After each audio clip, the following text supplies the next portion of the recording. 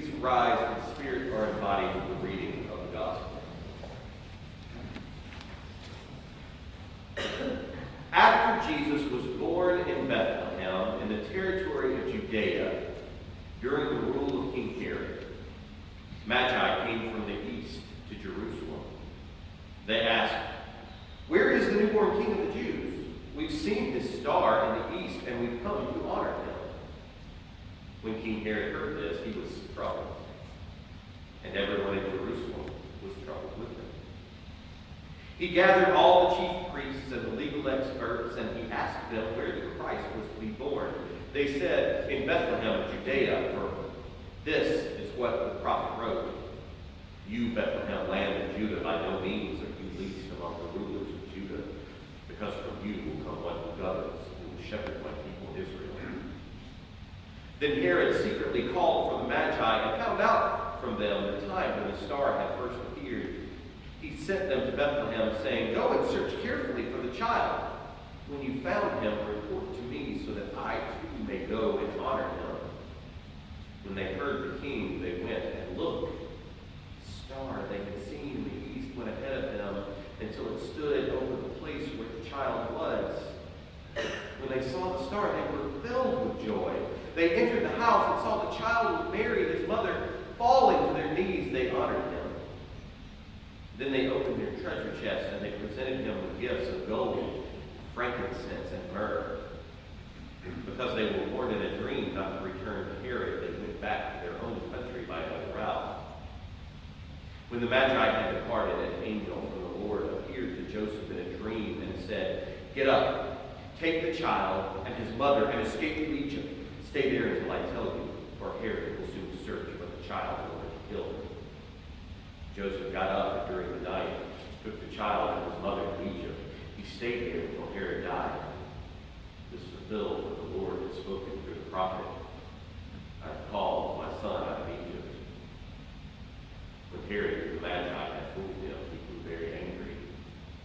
And he sent soldiers to kill all the male children in Bethlehem and all the surrounding territory who were 2 years old and younger, according to the time that he had learned from the Magi. This fulfilled the word spoken through Jeremiah the prophet. A voice was heard in Ramah, weeping and much weeping, Rachel weeping for her children, and she did not want to be comforted, because they were no more. After King Herod died, an angel from the Lord appeared in a dream to Joseph in Egypt. "Get up," the angel said, "take the child and his mother and go to the land of Israel. Those who were trying to kill the child are dead." Joseph got up and he took the child and his mother and went to the land of Israel. But when he heard that Archelaus ruled over Judea in place of his father Herod, Joseph was afraid to go there. Having been warned again in a dream, he went to the area of Galilee and settled in a city called Nazareth, so that what was spoken through the prophets might be fulfilled. He will be called a Nazarene. This is the word of the Lord. Thanks be to God. Let's pray.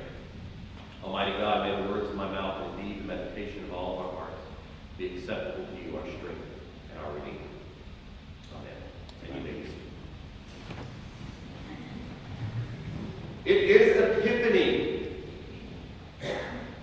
Christmas season is over. Today is Epiphany. It's actually pretty rare that Epiphany lands on a Sunday. We're usually kind of celebrating Epiphany a little bit before, a little bit after, but Christmas is kind of over now. I always really love Epiphany, in part because, as my friend Smith says, and Matt, you can tell Smith that I quoted him in a sermon. As my friend Smith says, the "We Three Kings" is the best song for a tone-deaf bass that's ever been written. And so we love Epiphany. But Epiphany means manifestation. It's the revealing. It's when we celebrate the revealing of Christ to the world, the unveiling of Christ. The world finally gets to see what God is like. There are many places in the world where Epiphany is actually a bigger deal than Christmas is. It's when presents are given out. It's when children leave straw in shoes so that the wise men's camels who have come to visit them can have a snack. Epiphany is combined with Christmas in much of kind of the Eastern Orthodox world, so Eastern Europe and Russia. But among other things, it's when we recount the story of the visit of the Magi, of the wise men to the infant Jesus and his family. And as much as I do love We Three Kings, there's almost nothing about We Three Kings that's at all accurate. It has nothing to do with kings. The wise men were not kings, and we don't know how many of them there were. Maybe 3, maybe 15, maybe 100. We don't know. They had 3 gifts.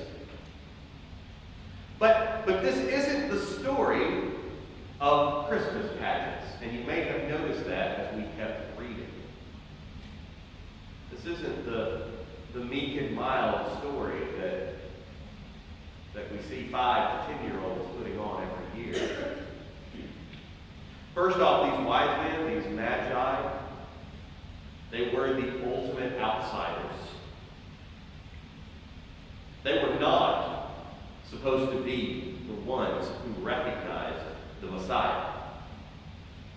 We're not actually sure what they were supposed to be, who they were supposed to be. Matthew doesn't get into too many details. They're probably astrologers, magicians, pagan priests from beyond the borders to the east somewhere. Maybe Zoroastrian priests, we don't know. We don't know. We literally don't know. We do know, they were from a different country. They spoke, more than likely, they spoke a different language. They were of a different ethnicity. They practiced a different religion.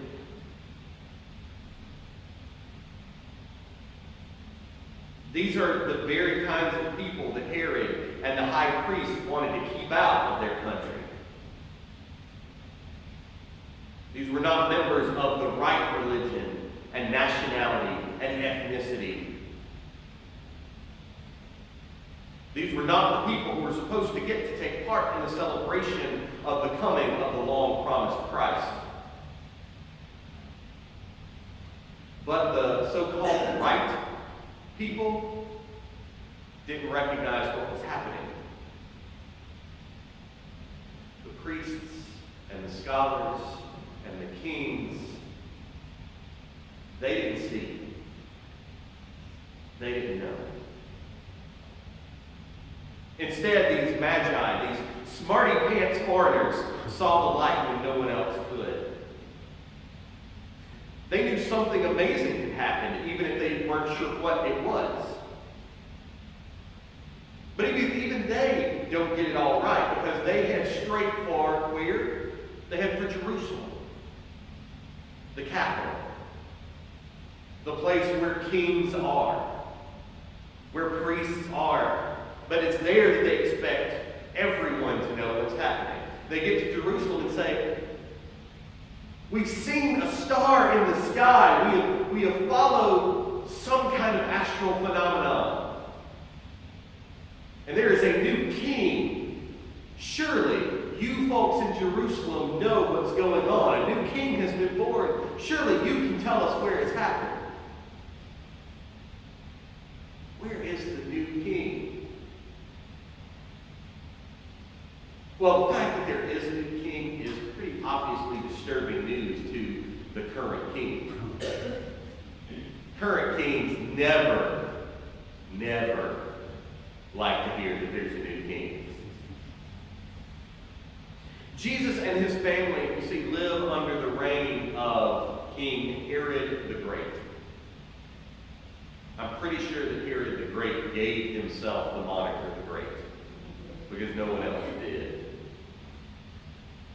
Herod was a client king responsible to Rome. He had been put on the throne by a foreign power. He was the self-styled king of the Jews. He was largely seen as illegitimate. He wasn't Jewish, he was Idumean, or an Edomite.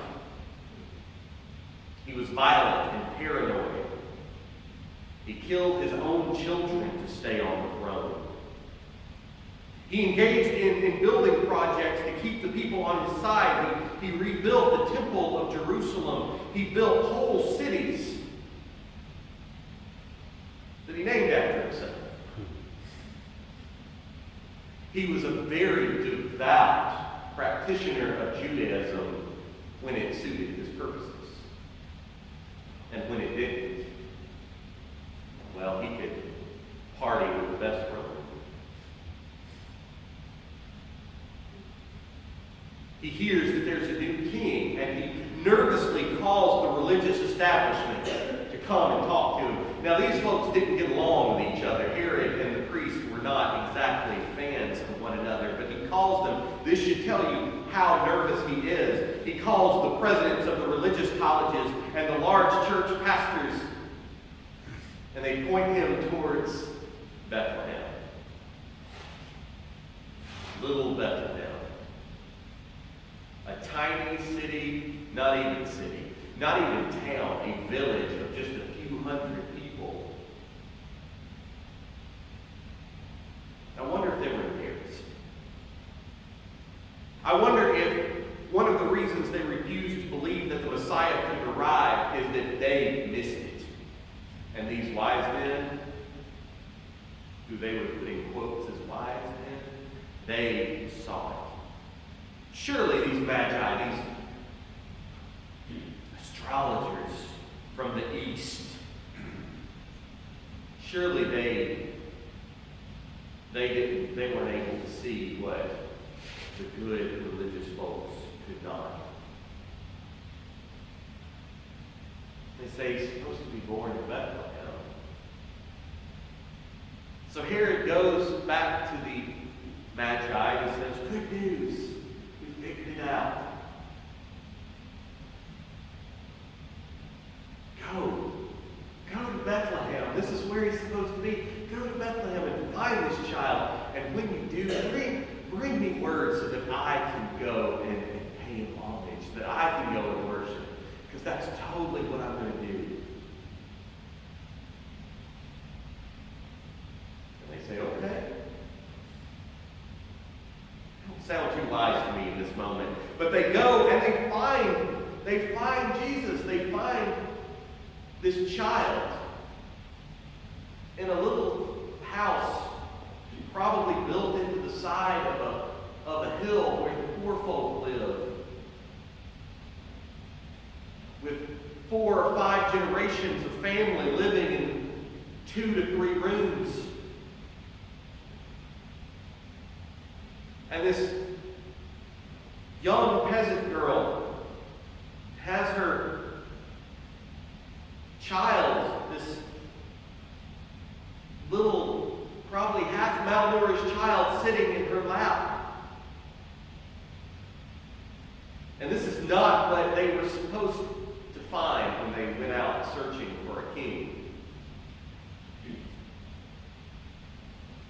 And yet, they find him, and it says they are overjoyed.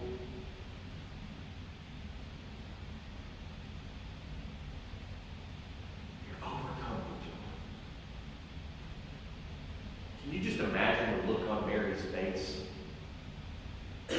when this caravan of foreign priests show up and say, "Your son is the king"? And she's sitting here probably trying to wash some clothes, cook a meal. This poor young Jewish peasant girl being bowed to by Eastern astrologers, an outsider being honored by other outsiders. But isn't this just the way? Isn't this just what God does? We search for meaning in 1,000 different places, in careers, in relationships, in importance, in prestige. And yet God shows up where we would never have expected God to show up. God shows up in service, in humility, in taking care of those that everyone else has abandoned, in building relationships with those who have been forgotten. in loving the unlovable, in doing justice for those who have been oppressed. We have looked for hope in the stars, and we find it in a barn. Epiphany proclaims to us that Christ was born into this world for all of us. That no matter how the world sees us, no matter how we see one another, we are not outsiders to God. That all people belong to God. Not just the supposed insiders. Not just the good religious folks. Not just the people who behave. Not just the respectable people. Not just the kings and the priests. But the foreign astrologers and the teenage mothers and the peasant children and the shepherds and all those who have been ignored. Epiphany, you see, calls us to inclusion, to hospitality, to justice for all people. Epiphany unveils to us that the world does not belong to the Herods, to those who crave power and riches and are willing to do whatever it takes, even to destroy the innocent. That God, revealed as a child who will soon be a refugee fleeing from death, fleeing from a despotic genocide, it is that God who is really in charge. The light that shone from this child 2,000 years ago shines on us still. And we, in Epiphany, remember that through Christ, God is still calling us into a community of faith and love and forgiveness and inclusion. And that is why we still search for the star. And that is why we still gather in community and hear the words of the gospel. And that is why we still gather around the table today. Because we are all welcome at this table. In the name of God, the Father, the Son, and the Holy Spirit. We are welcome at this table today, every one of us. It doesn't matter who you are or where you've been. It doesn't matter if you have searched for God in the stars or you have found God in a barn. This table is open to you this